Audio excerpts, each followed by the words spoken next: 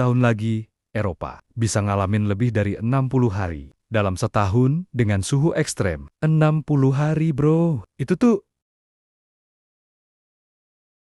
bro, sis, netizen 62 yang lagi rebahan sambil scroll FYP. Pernah nggak sih lo ngerasa panas? Bukan panas lihat mantan upload story bareng orang baru ya, tapi panas yang literally bikin lo pengen nyemplung ke freezer Indomaret. Nah, sekarang bayangin deh, lo ada di Spanyol, atau Portugal, atau Paris, gitu. Terus, suhu di luar tuh 46 derajat Celcius. Yes, 46 derajat bro. Itu mah bukan panas biasa. Itu kayak lo lagi nongkrong di oven Pizza Hut, tapi nggak ada pizzanya. Dan yang lebih gila lagi, suhu kayak gini bukan cuma sehari dua hari, tapi udah jadi langganan tahunan. Kayak promo Harbolnas, tapi versi matahari yang ngamuk. Apa sih yang lagi terjadi? Jadi gini, beberapa hari ini, Eropa lagi kena yang namanya heatwave, alias gelombang panas ekstrem. Kota-kota kayak Madrid, Lisbon, sampai London tuh suhunya naik gila-gilaan. Bahkan, Inggris nyatain bulan Juni ini jadi bulan paling panas sejak tahun 1884. Bayangin ya, Inggris bro, negara yang biasanya summer tuh cuma kayak musim gugur versi panas-panasan. Sekarang mendadak kayak gurun Sahara. Kalau kita di Indonesia sih biasa ya. Panas, tinggal minum es kelapa muda sambil kipasan pakai kalender. Tapi buat orang Eropa, yang AC aja, kadang cuma ada di mall. Ini tuh banner-banner neraka dunia. Bahkan di Prancis tuh sekolah-sekolah ditutup. Anak-anak diliburin karena takut dehidrasi di kelas. Gokil nggak tuh? Biasanya libur karena salju tebal. Sekarang, karena panas kayak wajan. Kenapa bisa jadi separah ini? Sekarang pertanyaannya, kok bisa sih? Jawaban pendeknya, perubahan iklim. Jawaban panjangnya, kita semua yang bikin. Bro, jadi selama bertahun-tahun nih, bumi tuh kayak kita yang kerja rodi tanpa cuti. Udah capek-capek ngatur suhu, nyerap karbon, ngatur cuaca, kita malah buang sampah sembarangan, polusi, kendaraan, bakar hutan, dan lain-lain. Alhasil, lapisan atmosfer kita jadi kayak jaket tebal yang bikin panas. Bumi nggak bisa keluar angkasa. Jadilah suhu bumi makin hari makin tinggi. Suhu rata-rata bumi tuh naik sekitar 1,2 derajat sejak era industri. Dan itu cukup buat bikin cuaca jadi rusak total. Akibatnya, heatwave kayak sekarang ini makin sering terjadi dan makin parah. Heatwave itu bukan cuaca biasa. Heatwave tuh beda sama panas biasa. Ini kayak combo ultimate dari kelembaban rendah, angin panas, dan suhu tinggi berturut-turut selama beberapa hari. Dampaknya tuh gila. Tanah kering kerontang sampai retak. Sungai-sungai jadi kayak parit, tumbuhan layu, padahal belum waktunya panen. Hewan-hewan liar pada migrasi nyari tempat adem. Manusia pada tepar bro. Bahkan, beberapa tahun terakhir, heatwave kayak gini udah bikin ribuan orang meninggal karena dehidrasi, stroke panas, sampai kebakaran hutan. Data yang bikin merinding. Nih ya, biar lebih jelas, gue kasih data dikit. Jerman, tahun lalu aja, 6.000 lebih orang meninggal karena heatwave. Spanyol dan Portugal, tahun 2022. Total korban heatwave tembus 2.000-an orang. Prancis, mereka sampai bikin hotline darurat khusus heatwave. Dan itu belum termasuk kerugian ekonomi karena pertanian gagal panen. Listrik ngedrop karena pemakaian AC gila-gilaan. Sampai turunnya turis yang ogah liburan di tempat panas. Kalau lo di sana, apa yang lo lakuin? Coba bayangin lo di Paris nih, pengen jalan-jalan ke Menara Eiffel. Tapi pas sampai sana, panasnya kayak depan knalpot Erskine. Mau selfie jadi males. Yang ada selfie sama keringat sendiri. Orang-orang di sana tuh sampai tidur di basement, mandi air es, makan semangka sambil ngadem di museum. Bahkan beberapa negara bikin ruang pendingin publik, kayak shelter buat orang ngungsi dari panas. Kenapa kita harus peduli? Kan itu Eropa. Bro, jangan mikir, itu mah di Eropa, kita aman kok di Indonesia. Jangan salah. Indonesia tuh juga udah mulai ngerasain cuaca nggak jelas, kemarau lebih panjang, hujan datangnya nggak teratur, panas menyengat, tapi tiba-tiba hujan deras. Dan lo tahu nggak, Indonesia tuh negara kepulauan yang paling rentan sama perubahan iklim. Kalau suhu global naik terus, permukaan laut juga naik. Siap-siap deh. Jakarta jadi Atlantis Part 2. Apa yang harus kita lakuin? Oke, sekarang serius dikit. Kita tuh emang nggak bisa langsung nyetop heatwave, karena ini kerjaan global. Tapi paling nggak, kita bisa ngurangin jejak karbon kita sendiri. Kurangin pakai kendaraan pribadi, lebih sering jalan kaki, naik sepeda, atau transportasi umum. Hemat listrik, matiin AC kalau nggak perlu, pakai lampu hemat energi. Nggak bakar sampah sembarangan please. Stoplah yang beginian. Tanam pohon, ini cara paling gampang bikin udara adem. Bijak pakai plastik dan barang sekali pakai. Kedengarannya klise ya, tapi kalau semua orang lakuin, efeknya gede banget. Tuh sampai mikir, kalau bumi bisa chat kita di WA, dia pasti bilang gini, bro, sis, ini gua udah panas nih. Bisa nggak tolong berhenti buang sampah sembarangan bentar? Atau jangan-jangan nih, heatwave itu adalah cara bumi ngajak kita diet dari gaya hidup boros energi. Kayak bilang, lo mau diet? Lo, nih, gua kasih panas biar lo nggak keluar rumah. Jadi nggak jajan boba terus. Solusi global. Selain solusi personal, negara-negara juga udah gerak. Uni Eropa targetin net zero emission 2050. Amerika Serikat lagi fokus ke energi terbarukan. Cina, walau masih polusi, tapi udah mulai investasi di solar panel dan listrik bersih.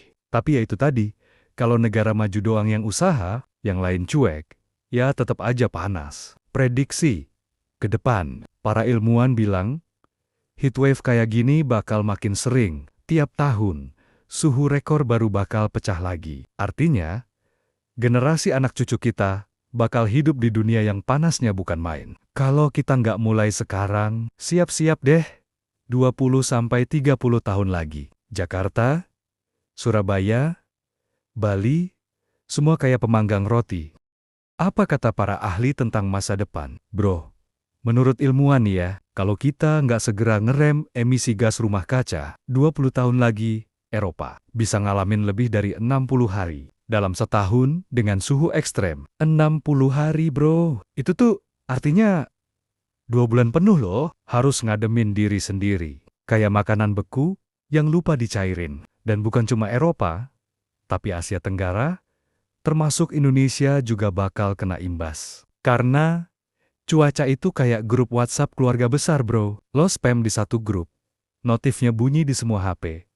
Jadi kalau satu wilayah rusak, iklimnya, efeknya nyebar kemana-mana. Negara maju versus negara berkembang, siapa yang salah? Nah, sering banget nih ya, kita nanya, lah kok yang disuruh berubah tuh negara kita terus? Padahal, yang ngerusakin bumi tuh negara kaya. Betul bro, negara maju kayak Uni Eropa. Cina tuh emang kontribusi emisinya gede banget dari zaman revolusi industri. Tapi gini, walaupun kita negara berkembang, bukan berarti kita bebas ngotorin bumi sesuka hati. Kita tuh kayak anak kos, yang walaupun cuma makan mie instan, tetap harus buang bungkusnya di tempat sampah. Jadi, walaupun kontribusi kita kecil, tanggung jawab kita tetap ada. Kebakaran hutan, masalah kita banget. Indonesia sendiri tuh sebenarnya udah sering kena efek panas ekstrem. Kebakaran hutan di Sumatera dan Kalimantan. Tuh, tiap tahun bikin langit kita kayak diselimutin kabut asap. Nah, heatwave Eropa tuh kayak reminder. Kalau kebakaran hutan, kita tuh nggak bisa lagi dianggap normal. Karena panas yang ekstrim tuh bikin hutan makin kering dan gampang kebakar. Jadi, jangan salahkan cuaca mulu. Coba tanya diri sendiri, gue udah ngurangin apa buat bantu bumi? Ancaman lain, krisis air dan krisis makanan. Heatwave juga bikin krisis air makin parah. Karena air sungai ngering, sumur-sumur mulai susah keluar airnya. Tumbuhan layu, hasil panen gagal, harga bahan pokok naik. Bayangin deh, cabai rawit yang udah mahal, tambah mahal lagi karena gagal panen. Mau nangis nggak tuh? Selain itu, ternak-ternak kayak sapi, kambing, ayam, itu juga stres bro. Mereka jadi gampang sakit.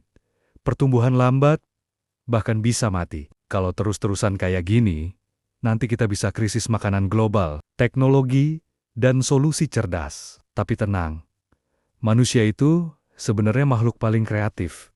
Kalau udah kepepet, beberapa solusi keren udah mulai dipakai. Panel surya, energi dari matahari yang biasanya nyiksa, sekarang bisa kita manfaatin buat listrik. Mobil listrik, biar nggak ngeluarin gas buang ke udara. Pertanian hidroponik, nggak perlu lahan luas, tapi hasil panennya tetap banyak. Kota hijau, di Eropa udah mulai bikin gedung-gedung tinggi yang dindingnya ditanamin pohon biar lebih adem. Masalahnya, semua teknologi ini butuh kerjasama global. Nggak bisa jalan kalau yang peduli cuma segelintir orang doang.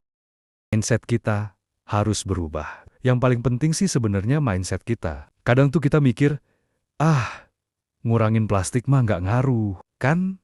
Yang lain juga buang. Padahal, kalau semua orang mikir kayak gitu, ya buminya makin rusak, bro. Coba deh bayangin kalau tiap orang buang 1 plastik ke sungai tiap hari. Dalam setahun, tuh sungai udah jadi mall plastik. Tapi kalau semua orang stop buang plastik, bumi bisa bernapas lagi. Kalau udah terlambat, mau gimana? Ini pertanyaan yang agak nyesek. Kalau udah telat, kita ngapain? Jawabannya, ya tetap usaha. Karena lebih baik telat sadar, daripada nggak seder-seder sama sekali, kita masih bisa adaptasi, bikin sistem pendingin kota yang lebih ramah lingkungan. Edukasi, kasih tahu generasi muda soal pentingnya menjaga lingkungan. Inovasi, cari cara baru buat hidup lebih ramah bumi. Jangan sampai nanti anak cucu kita hidup di dunia kayak oven portable, terus nanya, dulu papa mama ngapain aja sih?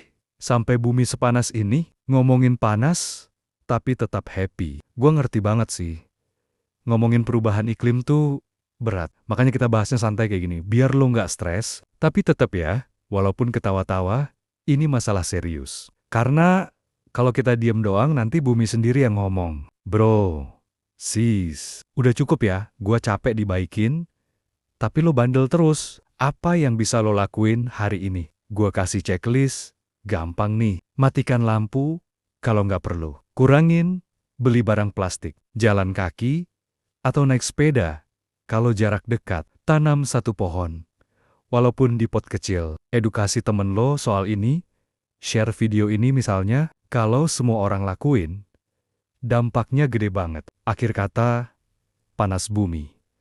Hati kita harus tetap adem. Jadi bro, sis, kita boleh panas-panasan di luar, tapi hati dan pikiran kita jangan panas. Jangan gampang nyalahin orang lain, tapi mulai tanya diri sendiri, gue udah bantu apa buat bumi hari ini? Karena pada akhirnya, kita semua tinggal di planet yang sama. Nggak peduli lo tinggal di Paris, Jakarta, Papua, atau Riau, kita minum air yang sama, hirup udara yang sama, dan ngeliat matahari yang sama. Oke bro, kayaknya 20 menit kita udah cukup ya, buat ngebahas gimana Eropa panas, bumi panas, dan hati kita jangan panas. Kalau lo suka konten kayak gini, jangan lupa klik like, subscribe, dan share ke temen lo yang masih buang sampah sembarangan. Biar kita bearing-bearing, farming aura positif, bukan farming polusi. Sampai ketemu lagi bareng gue di Al Husna Media. Wassalamualaikum warahmatullahi wabarakatuh. Stay adem,